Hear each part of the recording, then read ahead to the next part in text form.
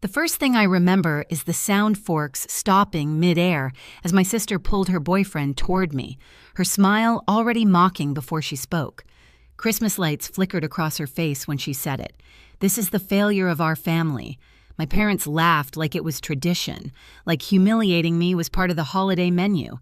I didn't move. I didn't speak. But he did. He looked at them, then at me, and his voice cut through the room. Interesting. Because she's not the one who's done. And that was the moment everything quietly shifted. My name is Serenity Hale, and for as long as I can remember, I've lived at the edge of every room in my own home. Even as a kid, I learned how to move quietly, how to carry plates without clattering them, how to stand where the light didn't reach, how to leave space for the people my family actually noticed. Most nights, dinner felt like a stage play where everyone else had lines. Lila always sat in the center under the bright chandelier, her plate filled first. Mine was whatever was left when the serving dishes came back around cold vegetables, a broken corner of bread, the smallest piece of chicken. I didn't complain. Complaining only led to Diana's voice, soft but sharp. "Don't be greedy, Serenity." She said it so often it became a kind of rhythm in the house.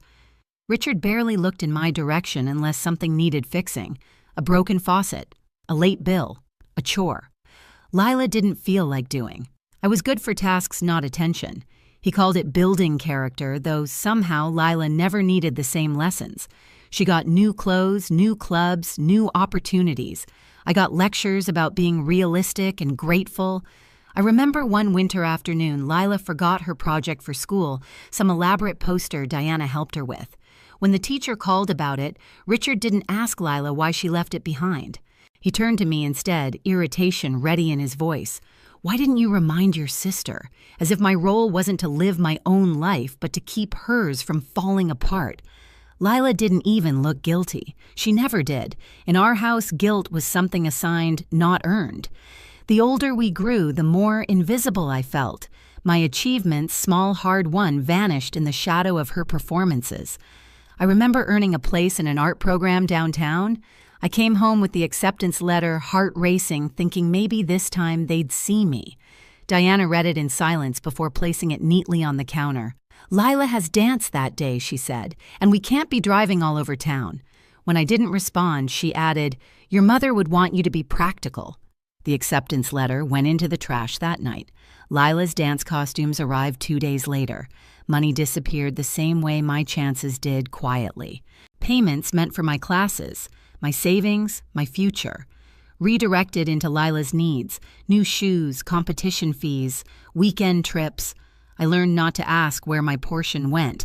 Asking only made Richard sigh like he was tired of educating me. "We invest where it matters most," he'd say. I always knew what that meant. The funny thing is, no one ever called it favoritism. They called it support. They called it doing what's best. They called it family. And I believed them because believing made the house feel less cruel. Still, I wasn't entirely blind. I had my own small rebellions, late nights, drawing in the laundry room studio above the washers, saving scraps of my allowance in envelopes hidden behind detergent bottles, building a quiet world where I didn't have to earn a place at the table. But even then, even with all the clues, a part of me thought things might change someday. That if I worked hard enough, stayed steady enough, quiet enough, I'd be invited into the warmth they reserved for her.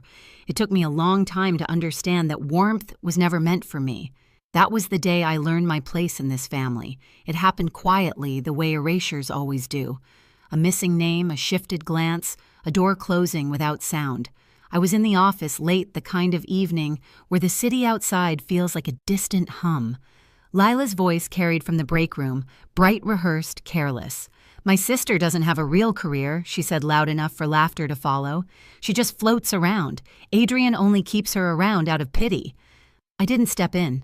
I stood behind the half-open conference door, one hand on my laptop bag, breathing through the familiar sting.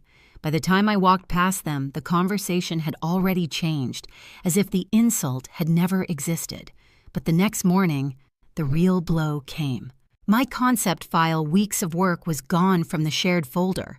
In its place was a new version renamed Polished, just enough to look like someone else's idea. Lila's initials sat in the signature line. I stared at the screen longer than I should have. The cursor blinked, patient, indifferent. A soft knock broke the stillness. The intern stepped in, shoulders curled like he was trying to disappear. "I saw her download your file yesterday," he whispered. "She deleted the original." His eyes flicked toward the hallway. I didn't know what to say. I nodded. Not at him, at the pattern, at the cycle so old it felt like part of my bloodstream. I opened the access logs. There it was, her username, the timestamp, the deletion, the upload, clean, intentional. During the afternoon meeting, Lila told the story again. Serenity dropped out of everything when we were younger. She always crumbles under pressure. People chuckled politely. Adrian didn't. His gaze shifted toward me for half a second, like he was reading something in the space I occupied. I kept my hands still on the table, fingers resting on the cold edge, silence wrapped around me like an old coat, heavy but familiar. I didn't correct her. I didn't defend myself. I didn't ask why she felt entitled to rewrite me year after year. When the meeting ended, she brushed past me with a smile that didn't reach her eyes. I just smiled. I didn't go home after that meeting. I walked out of the office, down the elevator, and into the cold evening like I was stepping underwater. Cars moved. People talked. Holiday lights blinked against the windows of downtown buildings. None of it felt connected to me. I kept walking until the cold burned enough to make everything sharp again. When I finally stopped, I was in the co-working space 2 blocks from our agency. The keypad clicked under my fingers. The lock beeped open. Inside the room was empty. Just white light on long tables, the hum of a printer. Someone forgot to turn off, and the faint smell of stale coffee grounds. It was the kind of silence that doesn't comfort but steadies. I placed my laptop on the table and opened the logs. Every timestamp was a small betrayal. Lila downloading my concept, the deletion, her upload, the edits. Then the email she sent Adrian late at night claiming the original direction had flaws and she had fixed it. I didn't react. I just kept scrolling. Access logs don't lie. They don't gossip. They don't twist stories. They only reveal what someone actually touched. I copied everything into a folder I labeled plainly documents. Then I started collecting. Payments, bills, transfers, screenshots of budgets she'd signed without approval, emails where she hinted that I was overwhelmed, not ready, emotionally inconsistent. She had built her own version of me in the system, one that justified taking my work, my credits, my place. It wasn't new. It was simply the first time I had proof. At midnight, my phone buzzed. A text from my aunt, a photo of old paperwork she found while cleaning, payments my mother had left for me, savings meant for my future, the ones that disappeared when I was a teenager. "Your mother wanted you to have these," she said. I stared at the screen long enough for the blue light to sting my eyes. Then I added the files to the folder. Around 1 in the morning, I walked to the back corner of the space where floor-to-ceiling windows overlooked the dark city. Snow had started falling, fine whisper-light flakes drifting under the street lamps. I watched them until my breath slowed, until my pulse steadied. Then I opened a new spreadsheet, a simple one, a list of everything I had built at the agency, clients I brought in, campaigns I directed, projects Lila had claimed, folders I created, budgets I balanced, hours I logged. It stretched longer than I expected. Most people think revenge feels hot. Mine was cold, methodical, a sequence of small administrative actions, typed, saved, filed. The next morning, before anyone arrived, I went to the old studio above the laundromat on the edge of Aurora, the place where I built my first freelance jobs. The machines downstairs rumbled, shaking the floorboards the way they always did. The air smelled like detergent and warm metal. I slid open the storage drawer. My old drives were still there, wrapped in a scarf from years ago. I plugged them in and waited. Folders bloomed on the screen, early sketches, concept drafts, original styles that eventually became the agency's signature tone. All mine. All the seeds Lila grew her reputation from.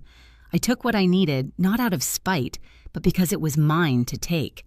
When I returned to the office, Adrian was in the conference room, staring at his laptop like he was trying to outrun a headache.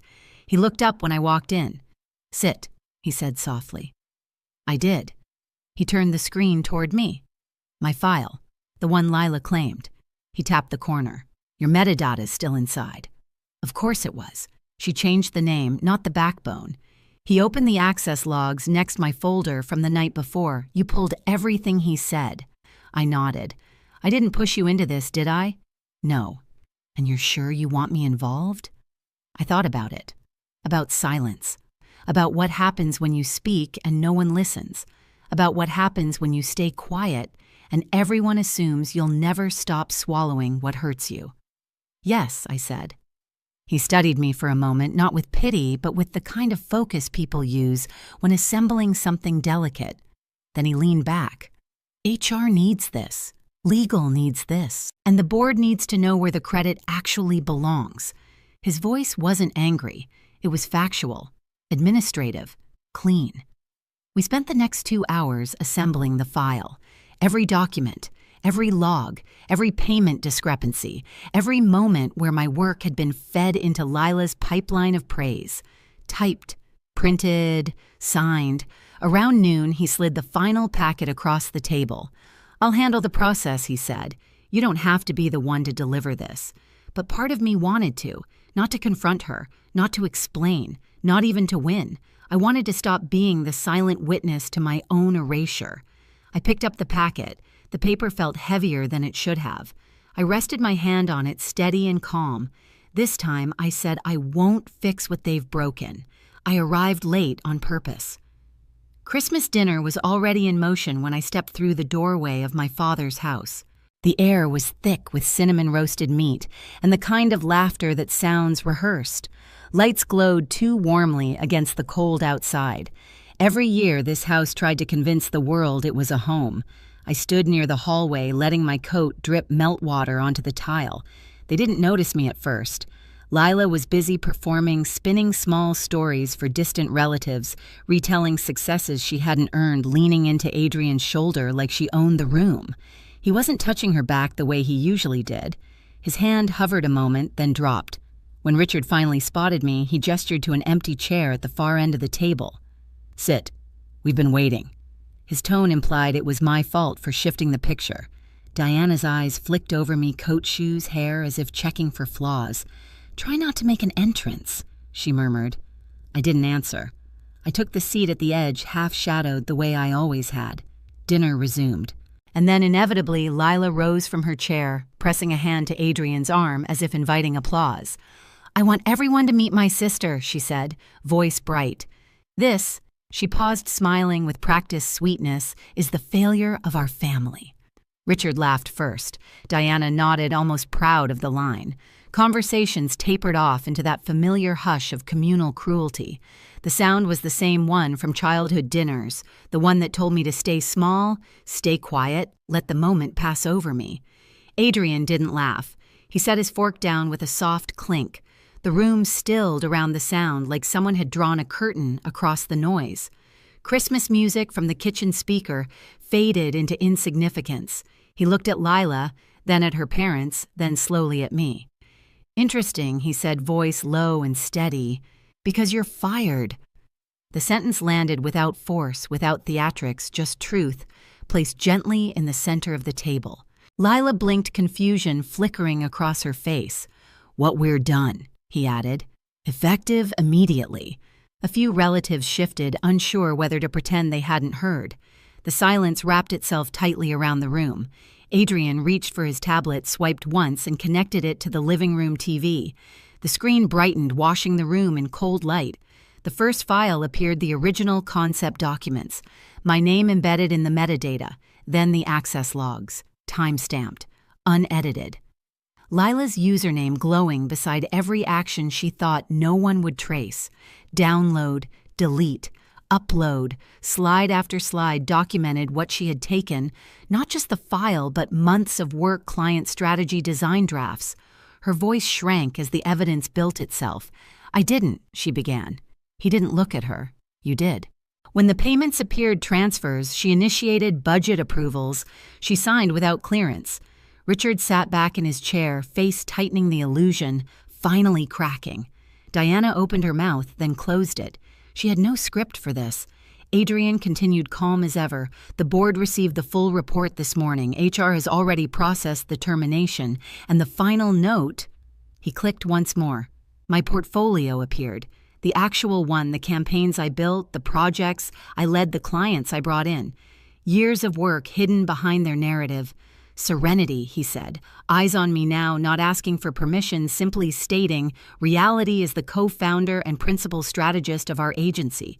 She always has been. No applause, no vindication, just a shift in the air as if the house itself had been holding its breath for years, and finally exhaled. Lila stepped back from the screen like it burned her. You're choosing her over me, Adrian looked at her with the same quiet finality he'd used all night. I'm choosing the truth. No one looked at me directly. They couldn't. The story they built had collapsed in front of them. I sat there, hands folded loosely, heart steady. For the first time, my silence didn't feel like surrender. It felt like authority. Seattle didn't feel like a fresh start right away. At first, it was just distant gray mornings, unfamiliar bus routes, the sound of rain against a window that didn't belong to any version of my past.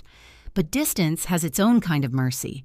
It gives the mind room to breathe, to unfurl, to rethink the shape of a life. My new apartment was small, with clean walls and a single plant I kept near the window. The city outside was quieter than Aurora in winter. No rehearsed laughter, no curated family image. No roles I had to play, just the steady rhythm of rain tapping softly like it was checking in.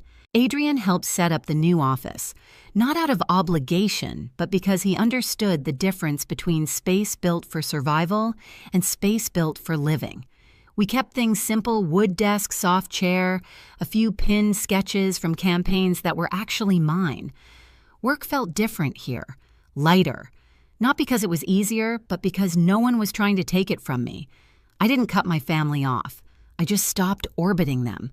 Whatever consequences they faced, audits, questions from relatives, fractured stories they handled without me. Silence can be cruel, but sometimes it's the only language people understand. On Christmas Eve, a year later, I cooked dinner with coworkers who had quietly become friends. We packed extra meals and walked them to a shelter nearby. The air was cold, but the kind that wakes you up, not the kind that freezes you in place. When I sat down at my own small table afterward, I placed the best portion on my plate, crispy, warm, perfectly chosen. No one told me I didn't deserve it. No one measured my worth against someone else's appetite. The moment was quiet, almost nothing. But it felt like a life finally folding into itself, whole, unbent mine. I used to think survival meant staying quiet long enough for someone to finally see me. Now I understand silence differently. It isn't emptiness. It's a door I can choose to open or close, a room no one enters unless I allow it. I stopped asking for a family that only clapped when I failed. And once I stepped away, the noise they made never followed. Wherever this story finds you, may you feel the steadiness of walking toward a life that answers back.